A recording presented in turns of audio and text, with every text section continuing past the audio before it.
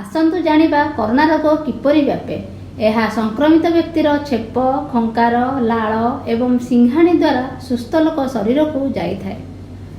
संक्रमित लोकर छेप, खंकार, लाळ एवं सिंघाणी बुंदा बाहर पड़िले आखपाखरे थिबा सुस्थ लोकर पाटी, नाक एवं आखि मध्य देई शरीर में प्रवेश करिथाय।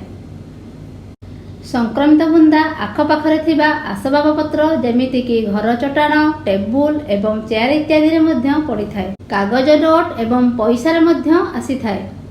बिस्कुट पैकेट, टीवी रिमोट एवं फोन माध्यम रे मध्य आसीथाय। कबाट, झरका एवं हैंडल रे मध्य कोरोना भूताणु लगी रही पारे।